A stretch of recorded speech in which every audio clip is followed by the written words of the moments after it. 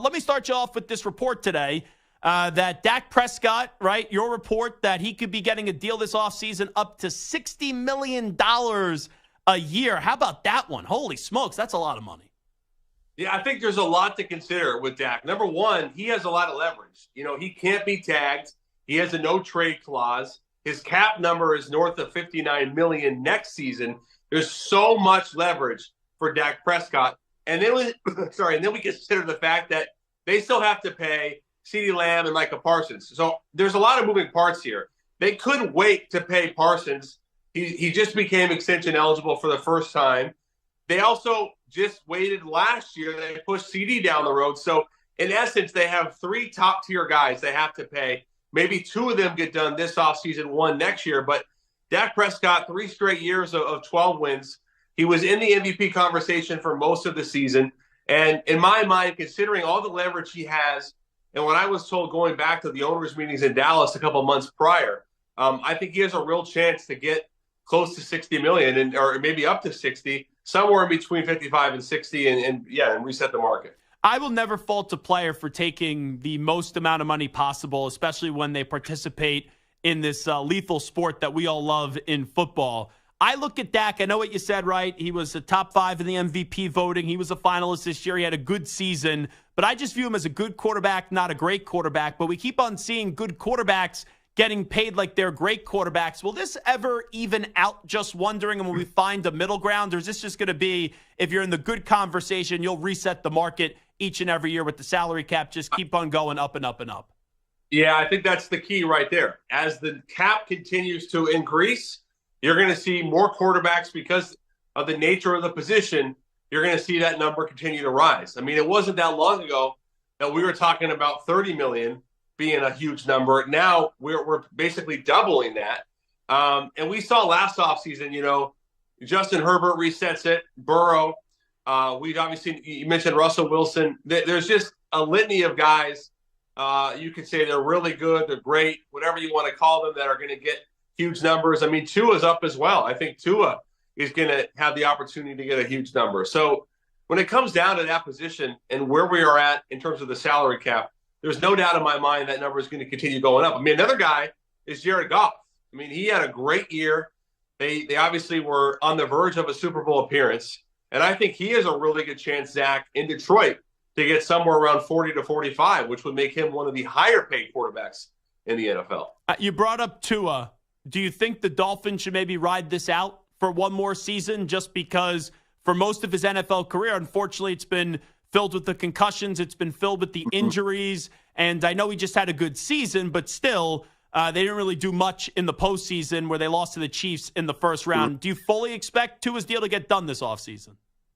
I'm not sure, but I would like to see it get done, because the type of season, I know what you're saying with the concussions, and I understand it, but the season he had with Mike McDaniel was so special that it makes you believe that they have an opportunity to do something really, really impressive. Like I feel like that offense, they hung the 70 when they beat Denver, and for most of the season, that offense was really the best offense in the league.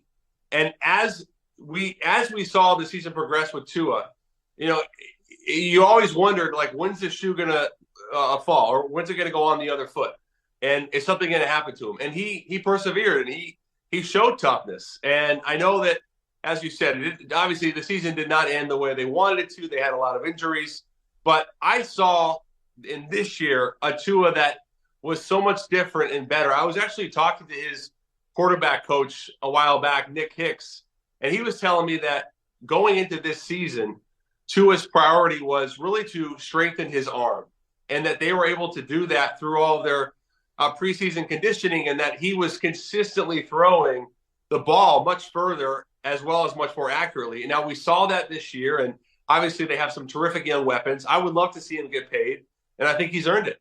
Just circling back to what you were saying about Dak Prescott, and financially, right, with the cap hit for this year being almost $60 million, it probably does behoove them to get a deal done, even though I don't love giving Dak $60 million a year, potentially. Do you think there's any chance that they don't get a deal done and they just ride this out this year?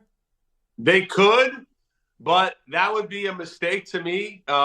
And also, like you said, if they pay Dak that type of money, and I know it's a huge number, but let's say they pay him 60 or near that, that gives them the opportunity to take care of other guys like a CeeDee Lamb right now as well. And so when I think about Dallas and Jerry Jones and the fact that this is a franchise that really over the past 3 decades has been trying to find that magic again, I just don't see a scenario where they don't pay him given the leverage. And again, I think it's really important to hit on the fact that his cap number is essentially 59.5 next year. So I believe, like you said, it would behoove them to pay him now. I don't really know what the alternative is to Dak Prescott. Obviously, you have Trey Lance there and Cooper Rush, and if they decide they don't want to go with Dak, well, they can't trade him because he has a no trade clause, and they're not going to tag him. So again, there's not a whole lot of leverage for Dallas. And so I think given that and the fact that, like you said, we know what Dak is. He's not a Mahomes or a Josh Allen or a Lamar Jackson, but he's a very good upper echelon quarterback. And with that, to me, the type of leader he is, the fact that he's only 30 years old, 31 years old, I just think it's going to happen. Talking to Jordan Schultz right now, in the game of likely or unlikely, it feels right now that it's unlikely Kirk Cousins is back in Minnesota. I kind of think he's going to sign with the Atlanta Falcons, and the Falcons will be aggressive. How likely do you think it is that Kirk will get another deal done with Minnesota? Before the Achilles, I thought there was a real opportunity that they could extend him and maybe he finishes his career in Minnesota. Now, to your point, I mentioned this earlier on Bleacher, I think Atlanta makes a lot of sense for a lot of reasons. Number one is he has a lot of family there. His wife's family is from there. He's from there. He spends a lot of time in the offseason there. But also they just brought in Zach Robinson as the OC. And the bridge there is that Robinson comes from the Rams, which is Sean McVay. Kevin O'Connell, his coach in Minnesota, also runs a very similar offense. So there would be a lot of synergy there right away. And the fact that Atlanta has really good young weapons with Algier and Robinson and Pitts and obviously Drake London, I just think Atlanta is a tailor-made situation where if they were to bring in someone like Kirk Cousins, that's a 10-11 win team next season. They have a good roster. They have a good offensive line. And I think the Falcons, to me, make probably the most sense for Kirk Cousins. But I wouldn't say that they're a lock. I wouldn't say it's a lock that he's not in Minnesota next year. I know he's talked about his allegiances to the city and to the franchise, and I know there's a lot of good synergy there as well. But you also have Justin Jefferson, who he himself wants to reset the receiver market and essentially get more than Tyreek Hill. So let's say that's 31 or 30 and change million. So there's a lot of moving parts in Minnesota. I think Harrison Smith's likely to be cut. They have to figure out what they're going to do with Daniil Hunter. But that's a team that won 7 straight, looked like a playoff team down the stretch. And you can make the argument both sides. But I just think, in my opinion, Kirk Cousins is, I would say, there's a legit shot that he's playing somewhere else next year. And the Falcons, to me, probably make the most sense. When we get to Russell Wilson, it's inevitable he's going to get released, as Jordan Schultz is here with us from Bleacher Report. It's inevitable that Russ is going to get released from the Broncos, unless you have other information that we're not aware of. Where could you see maybe a fit or two for Russell Wilson in his next chapter? I think Pittsburgh is a team that I would monitor. I think there was a report that they don't want to go after a veteran. I don't know about that. I think, Pittsburgh is a lot of possibilities there. I don't see the Raiders. I know that team has been floated a lot. I just don't see that being a fit. To your point about Russell Wilson, I mean, there's really no doubt in my mind, considering where we're at. And I reported, a couple months back that, on October 31st, 2 days after he beats the Chiefs, Sean Payton, George Payton, they go to him. They say, if you don't defer your $37 million in injury guarantees, we're going to make you inactive. And then they had that soap opera internally the rest of the season. So, and I don't really believe, honestly, Zach, that Sean Payton ever really wanted Russell Wilson there. And so, to me, to your point, I think it's pretty understood league-wide that he'll be playing somewhere else next year. So really it comes down to, what does Russell Wilson want? He doesn't really need the money per se. He's going to get all that guarantee money from Denver. And to me, it's, I think, adding to his resume. He already has won Super Bowl. If I'm him, I'm thinking, what organization gives me the best opportunity to contend, knowing that, money isn't at this point the number one factor for me. And I mentioned Pittsburgh potentially. I mean, Atlanta's another one. But he's going to have to make that decision ultimately of what's the number one priority for him and then go from there. I think he's a starting quarterback. I mean, 27 touchdowns last year. He was probably a top 10, top 12 quarterback for most of the season. They won 5 straight at one point. So I think he's a starting quarterback, and there's no question about that. I know a lot of these teams could probably cross over as we're wrapping up with Jordan Schultz's great job for Bleacher Report.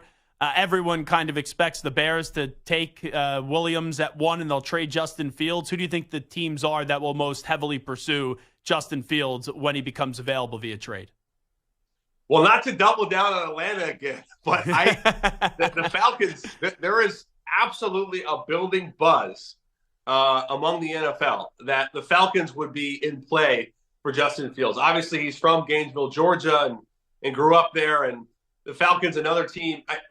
When I think about Atlanta with Justin Fields, there's something about a backfield shared by him and Bijan Robinson that really gets me fired up. I see it. You can really see how that could materialize and be something super special. I think Chicago's in a position where it's probably more than likely they're going to reset the clock, get Caleb Williams number 1, maybe get another wide receiver to complement DJ Moore, and then build their roster out from there. But they have so many needs. And it's my understanding that Fields at this point probably commands a late first-round pick. So you can get real value for him and ideally allow him to restart his career somewhere else. I still believe, Zach, I don't know where you're at on this, but I still believe that Justin Fields' talent is so robust that in the right system with the right coordinator, he could be a super special quarterback. He just hasn't really had it in Chicago. So to me, I know we've talked about Atlanta a lot, but that's a franchise that I think is really hungry for a quarterback. And I like Desmond Ridder. Last season's performance, I don't know if they can go into next year. And they've already talked about Terry Fontenot wanting a new quarterback. So the Falcons, to me, are going to be in play for a lot of these guys, including Cousins and Fields. Yeah, I had a conversation with Arthur Blank at the Super Bowl, and he told me that he likes his roster and he thinks they're just a quarterback away. So since we've thrown Atlanta out there for a lot of destinations for quarterbacks, I wonder, Jordan, do you think Kirk would be better there, or do you think it would be Justin Fields? I lean more Kirk because I think he's more of a sure thing, but where do you fall on that if you had to pick between one of them? I would like – this is just me. I'm not sourcing this. I would like to see Fields. I really would. I just think they have so much team speed and playmaking on offense. And Cousins is a really good quarterback, but he's going to sit in the pocket and rely on guys to win. But with Fields, you add the dynamic. Now, he doesn't have the throwing prowess of Cousins, but he does have a really good strong arm, and he has proven to be able to throw the ball down the field with time. You have that offensive line. I think if you line him up with Bijan, with Algier, with those weapons, a healthy Kyle Pitts, to me, that's just the upside is higher. I guess the floor is probably higher with Cousins, but the upside is higher with Fields. And if I'm the Falcons and I'm Arthur Blank, who's 82 years old, wants to win now, I like the idea of swinging for the fences. Do you believe that Saquon, Derrick Henry, and Josh Jacobs will all be on new teams? It seems like Derrick Henry absolutely will, but how about Saquon and Josh Jacobs? I think Henry, yes. Jacobs, I'd say more than likely, yes, but not a slam dunk. And then Saquon, to me, is probably the most interesting. I really don't see a scenario where the Giants tag him when that number is. I think he's going to have an opportunity at 27 to really cash in. And I know that the free agency market for running backs has been super rough, Zach, the last few years. But I think there's a real shot that Saquon finds a home elsewhere with real money. It's not going to be what it was 10, 15 years ago, but it's going to be good money, and I think he's earned it. He has been one of the best running backs in the league. And I know last year he missed about a month, but incredibly productive over the last 2 seasons. And because he can catch the football, because he can block, and I've had Giants guys tell me that throughout all of the hardship they've experienced last season, Saquon was the heartbeat. That was the guy that every day was consistently uplifting people. He was the heartbeat of the team. And I just think he's going to be too valuable in free agency. And I just think given the Giants' holes, it's probably there's a real shot that he moves on and finds another home with real money. Now, I made two predictions when it comes to wide receivers. As much as I would like to see Mike Evans stay with Tampa Bay, I've seen some of your reporting on it. I don't think it's likely. I have Mike Evans going to Houston this offseason, and then with Calvin Ridley, I have him taking a 2-year deal, good guaranteed money there, and going to Kansas City. How actively involved do you think the Chiefs and Texans will be for a wide receiver? Okay, so the Texans, I think, it's one of those where you would love to give C.J. Stroud one more weapon. They obviously had a lot of success last year with Tank Dell and Nico Collins. They have a running back who had a good year in Devin Singletary. He's a free agent, and Dalton Schultz had a really good year. He's a free agent. So I think Houston it's not like a huge need, but it would be a nice addition. So I think they'll be active in wide receiver money, but the money is going to be the real factor. And you mentioned Calvin Ridley. So it's important to note, Jacksonville can actually retain that second-round pick from Atlanta if they bring him back, but they have to do it and allow Ridley to become a free agent. So I know there was some confusion yesterday, and it is true. If they sign him and extend him before free agency, they have to give a second-round pick comp to Atlanta for that trade. But if they wait, there is a possibility that they bring him back. With that said, I think those are two of the top free agent names. Obviously, Pittman, T. Higgins, Gabe Davis, but you could see Pittman and Higgins getting tagged. Evans, to me, is such a special player because you know what he's going to give you. He's going to give you 80 catches, 1,000 yards, 6, 7, 8 touchdowns, and I think because of his consistency, he has a chance to get a massive contract. He's 30, 31 years old. This is the time to cash in. Ridley's 29. He's going to get a lot of money as well.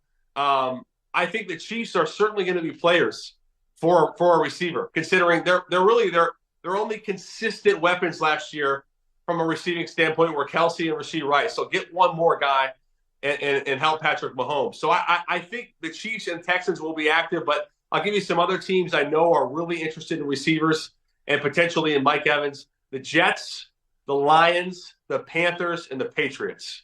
Those would be four I would watch as well. The Lions and the Jets, that would really be something. Well, I think the Jets are really hell-bent on getting another weapon for Aaron Rodgers and having him opposite Garrett Wilson. And the reason I like Evans is because he's a different type of receiver than Wilson. Wilson is kind of that classic X, super smooth. Evans has that big frame who's awesome inside the 20s. They're totally different receivers who can really do a lot of different things. And I think the idea of pairing Wilson with Evans for Aaron Rodgers is special. I think they need to upgrade their offensive line. They need to get a backup running back to help Breece Hall. But the Jets are certainly going to be in play for wide receiver and certainly going to have an opportunity to spend some money on the position.